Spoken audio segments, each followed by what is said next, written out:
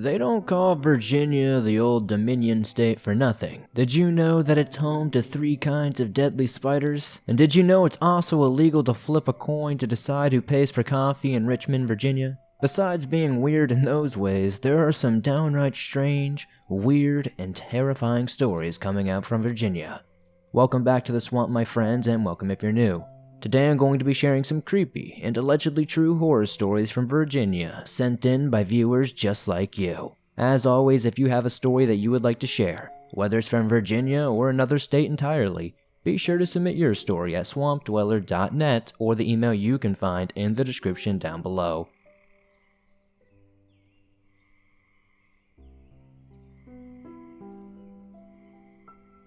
Before we start this first story, I just wanted to give you all a quick disclaimer that there are some notes of assault in this story, and if that is a trigger or bothers you, feel free to use the timestamps in the description or pinned comment to skip to the next story. This was back in the 1980s. I'm a female that was born in 1975, and I was born and raised in Virginia. When I was young, I was physically, mentally, and other ways abused by different members of my immediate family. We lived in a 2-story house, and my room was the only room with an AC unit in the window. My room closet was at the end of the attic that started in the laundry room on the bottom floor. This is how people got to me quickly. It came to the point that I would be so scared to sleep that I would put a butcher knife under my pillow, lock my bedroom door, and put heavy boxes in front of my closed closet door so I would be ready if somebody tried to attack me at night. One night, before my 10th birthday, I peacefully slept in my room. I heard my floor squeak, which it did only when someone walked on it. I sat up and clung to my knife to see who was there, but no one was there, and the doors were shut, and the boxes stood still. I clutched the knife and shortly fell back to sleep. A bit later I heard my floor again, but this time I had sunk into my covers and was scared to move. Something inside me felt a peace come over me, and I peeked over my covers. A man standing in front of me looked oddly like my dad, but was sober, glowing and smiling at me. He looked towards my bedroom door and put his hand on my bed, but I did not feel it. A strange feeling came over me, and I finally fell asleep again. I told my aunt about what I saw, and she didn't believe me. A few nights later, I was asleep again, but this time my door was opened because I had assumed I'd be okay because everyone was asleep before me. I remember waking up once as I slept because I heard someone come into my room. At about the same time I closed my eyes and the man was standing next to me, almost holding me down, putting his finger to his lips as if to tell me to be quiet. I quickly felt at peace and fell back to sleep. The following day the police asked me what I saw. Someone had broken into our house the night before, and according to the mud prints, they had walked into my room before leaving. They got away with all the money my parents had. When they found my dad's wallet and mom's purse, they also found a gun with 3 bullets inside. Was the man there to keep me safe? I barely remember July 10th's birthday. I remember my radio was thrown down the stairs, and I remember my cousins left early. She later told me I was poorly beaten until I was knocked unconscious. I remember that man caressing my head as I drifted to sleep. A little while later, I dreamt about a plane show, and a German World War II fighter was doing tricks, but something went wrong, and 103 people standing nearby were injured, and the pilot was killed in the crash. I told my dad about it, and he told me it must have been a movie I saw. The next day, we watched a plane show, and exactly what happened in my dream happened in real life. Both of us were amazed. In 1985, I was sent to live with a foster family while my family found help. They moved to Ohio but asked the judge if I could help care for the kids during the summer of 1987. I had a fantastic summer. The man returned to me a few nights before leaving but went quickly. I mentioned it to my foster mom, but she told me to pray the next time I saw him. The night before I was supposed to leave, we stayed with her parents in Michigan. The plane was supposed to leave the following day, routed to Newark, New Jersey, and then to Virginia State. In New Jersey, I would get off the plane and go to another to get back to Virginia. As I slept, I saw the man again. He played games, hugged me, and even showed me he likes to work puzzles. During the night, I dreamt that there was a plane that crashed and the 268 people on board were all killed. A 3-year-old little girl was the only survivor. Her grandmother and mom were driving on a back road when a wing flew off and hit them. The ladies were killed instantly, and so was everyone on board. My man suddenly changed his demeanor. He seemed more angry than sad, and started searching the rubble. I woke up in a sweat and told my foster mom what happened. She just told me to focus on the rumbling of the thunder and go back to sleep. I did. At 10 a.m., she woke me up and told me the storm had knocked out all the power in the neighborhood. My plane was scheduled at 8. As we drove to the airport, there was debris everywhere. They had white sheets covering up things they found all over the roads. There were way too many ambulances to count and police. I started to cry because it was too much stress to think about. I was 2 hours late for my plane, and there was death all around me. When we got to the airport, the manager on the floor grabbed my foster family and hurried us to a closed room. He explained that the flight was full, but one person didn't board me. He said my flight went up on time and then went down a few minutes later, killing everybody. The news never mentioned the storm, but my foster family knew it had happened. It was the only storm to hit this side of Michigan at that time. I told the man about my dream, and he said there was another crash he had gotten wind that a wing from the plane flew off and hit a family in a car on the side of the road.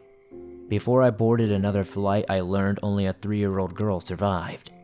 It was too devastating. I stayed with my dad and sister when I returned to Virginia. While there, she asked me to help her clean up the attic. This was the first time I'd ever been there, and I felt uneasy as I started picking up random old pictures off the floor. There he was. In the picture, my man was holding a baby girl in 1932. It was my aunt. I told my aunt this was my man and she told me to see my grandma. My grandma looked at the photo for a while, then she told me about the firstborn girls on her side of the family who saw and felt things that no one else could understand. She also said to me that the man in the photo was her first husband, who was my dad's father. He died when I was 8 years old in Texas. She wondered if he was sent to me to help keep me safe when I needed it most. The last time I saw him was the end of May. I dreamt that my dad drank himself to death and he gave me a big hug and walked out towards a cemetery. I remember feeling very sad and lonely.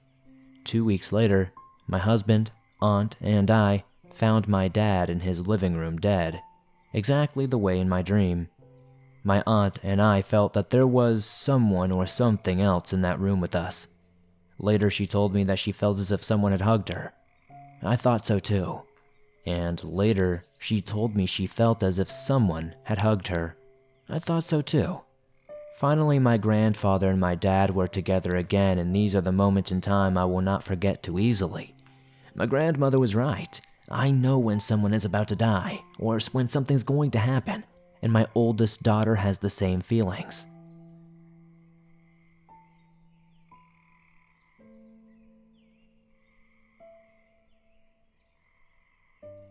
This story takes place about 3 years after my family and I moved to Grafton, Virginia. I'm 16 years old and live with my 2 younger brothers, Ben and James, and my parents on a 100-acre densely wooded lot. I'm not trying to ramble on, so let me start telling my story.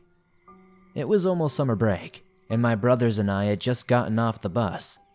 The walk to the house would take about 20 to 25 minutes if we kept a good pace. We get off the bus around 2:45 and got home around 3:15 to 3:20 most days, so no one in my family worries when it takes us a little while to get home. While the 3 of us walked towards the house, I noticed the woods were silent. At first, I didn't think much of it.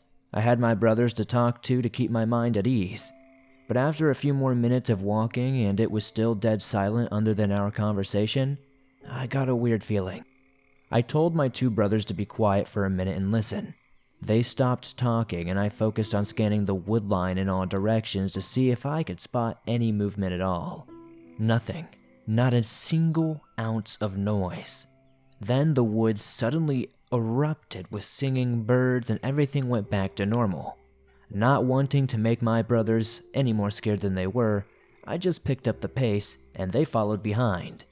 We got home, put our school bags down, and looked through the pantry for snacks. My mother must have been home early, since we saw her car in the driveway. She came down the stairs and talked to us about the school and offered to cook us some pancakes.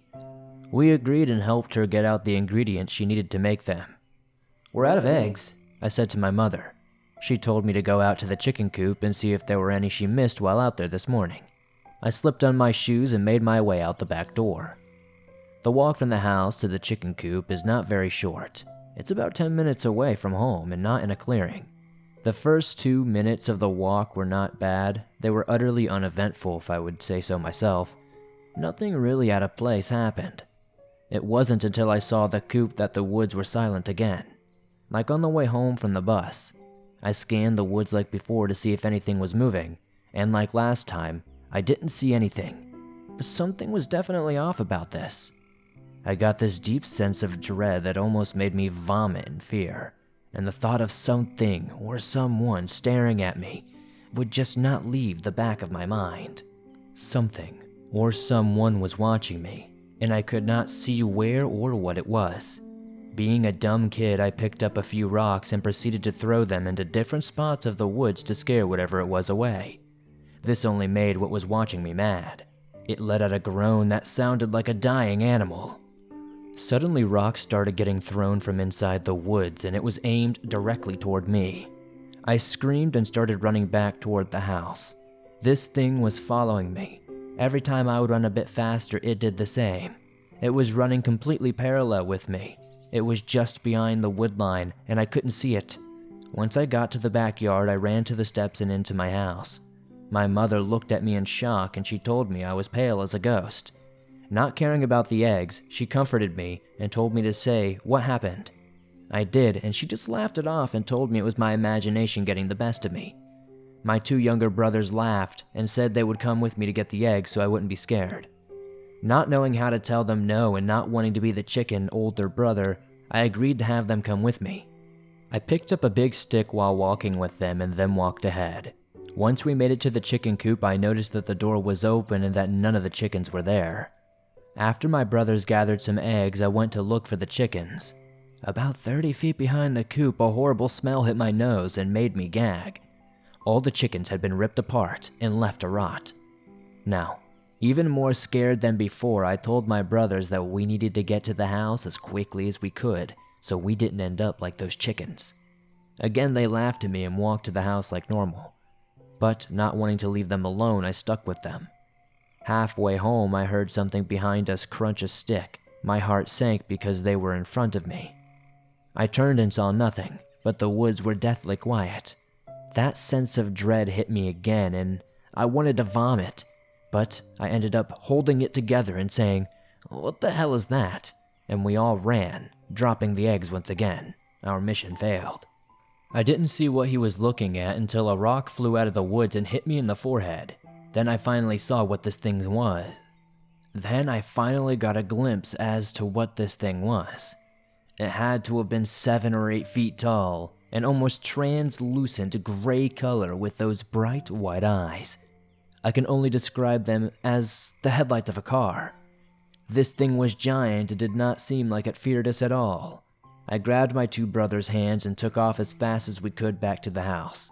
This thing followed extremely closely behind until we reached the porch. We all turned around and saw it standing about 60 feet from the house. As weird as this may sound, it smiled at us. It almost looked sad that we had run away. The 3 of us got inside and locked the back door. At this point, my dad was home and we explained what we had seen. "Ah, the Grafton Monster," he said and laughed, as my mom did earlier that day. The last week of school ended and we got off the bus for the final time that year. Not worrying about what we saw on that horrible day, we got to the house a bit earlier than usual. My mom wasn't home yet, so we got the key from under the mat and went inside. Turning around to put the key back under the rug, I saw those bright white eyes and that devilish, again almost sad-looking smile, and started crying in fear. I could tell this thing was not going to hurt us, at least I didn't think so. But the fear of not knowing what the hell this thing was bothering me, and still bothers me to this day. It's been 6 years since the first time the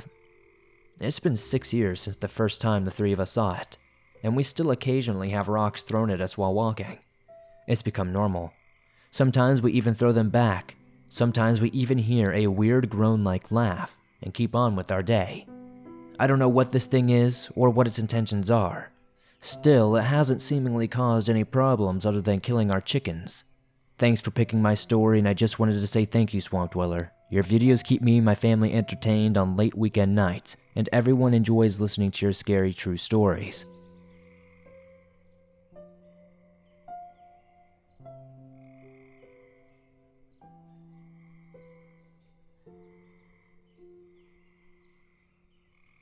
Hey Swamp Folk, before we get into this story, I just wanted to put another disclaimer that this story also has themes of assault in different variations. So if that bothers you, use the timestamps in the description or pinned comment to skip ahead.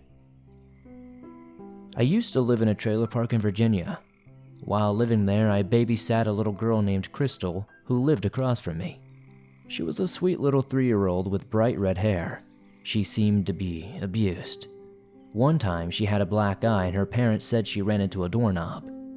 Once, when I had to bathe her, she told me somebody had hurt her privates, but would not tell me who. She was often found wandering about the trailer park alone, at all hours of the day. It was all unfortunate, and I tried to report it, but I was told that I needed to have some sort of proof. Even though I had some pictures, I guess that wasn't enough. After some time, her mother had another little girl. They named her Katie. When Katie was around a month old, she died. Her mother told me she got up to lie on the couch, breastfed her in the middle of the night, and fell asleep. She said she awoke in the morning to see Crystal lying there next to her, and it took her a minute to remember that it was supposed to be Katie. When she pushed Crystal off, Katie was dead. Now Crystal was a small child, even for 3.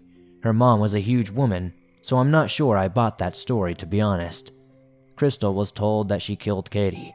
She talked to me about it, often when I watched her after that. She would say Katie's here, and I would say, "Oh no, baby, Katie's in heaven, remember?" She would look sad and look down. I had a dream one night where she did this too, and when I told her the same thing, she looked sad and walked away right past a mirror. When she did, I saw a little girl following her. Sometimes I noticed when Crystal would go out of a door, the door would reopen and shut like she was being followed. It happened so often that it was a little scary. Other people even noticed it. After a while, her parents had another child, a boy, and I babysat him too. Finally, I mentioned the dream one day to her parents, and the mother looked shocked and kind of looked at her husband. They then told me she had seen a little girl in their hallway after their son was born, and she asked them why they had replaced her. It was chilling. She died as a baby but was always seen as a little girl. Soon after, they moved, and another family moved in there. One person who was living there told me the children's toys would move on their own or make noises, even when they didn't have batteries. They had no idea about Katie. I used to hear a little girl's voice often in my home as well, just a muffled child's voice that sounded just like she was playing, but I could never understand the words. I would look outside to find a source of the sound and never could. It started happening more often when I was finally about to move out. A friend visiting even heard and was freaked out. She even investigated the area it sounded like it came from but found nothing. I told her about Katie and the stories around her, and I guessed that maybe she was just sad that the only person around that she knew was leaving. It almost made me sad to leave her too. By the way, Crystal grew up to be a fine young woman, so at least she survived.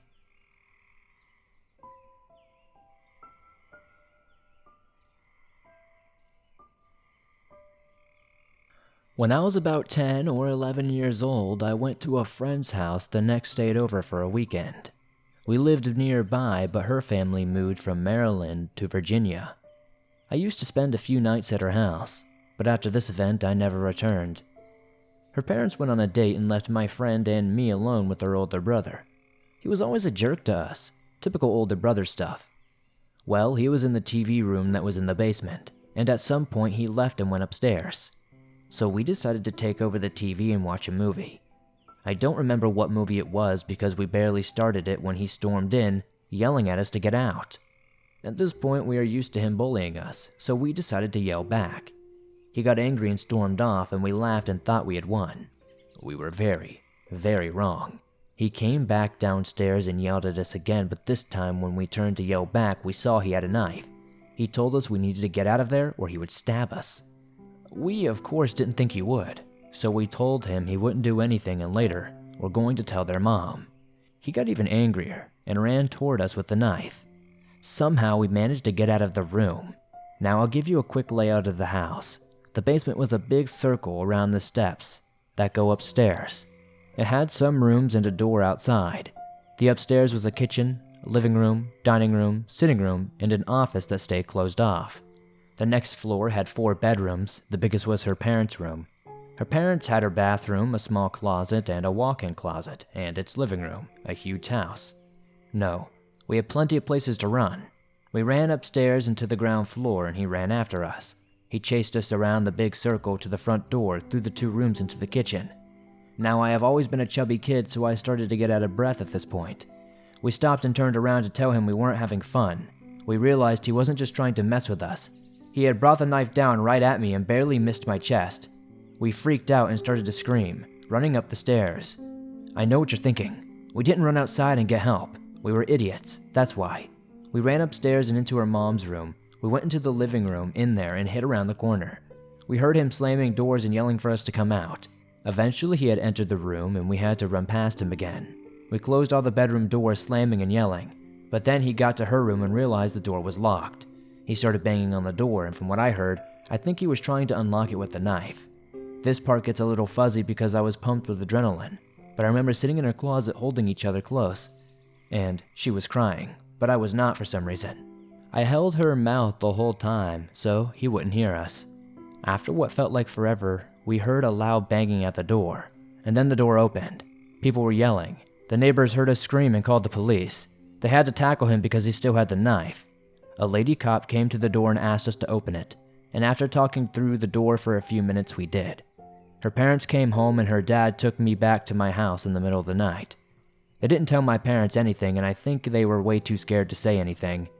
They didn't find out till I was 18 years old. I don't know why I never filled them in either.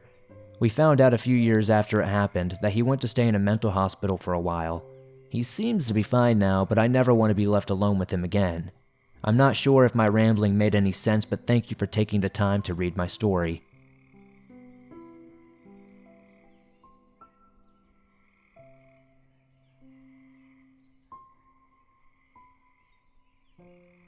Thanks for listening to Swamp Dweller Scary Stories. If you enjoyed these stories, please be sure to hit that like button as it helps me out a ton. The more likes this episode gets on YouTube, the more they promote it, and it helps the swamp grow its ever-expanding waters. If you're listening to this on Apple Podcast or Spotify, please give us a 5-star rating there as it helps me grow on those platforms, and it's very much appreciated. If you have a story that you would like to share in a future episode, be sure to submit your story at swampdweller.net or the email you can find in the description down below. I would love to share your story with everyone here in the swamp. It's stories like yours that help keep this show going on a daily basis. If you're on the go, but don't have YouTube Premium and still want to download your favorite Swamp Dweller Scary Stories no matter where you are, you can download them absolutely free from Spotify, Apple Podcast, Stitcher Radio, and just about anywhere else you find your favorite podcast online.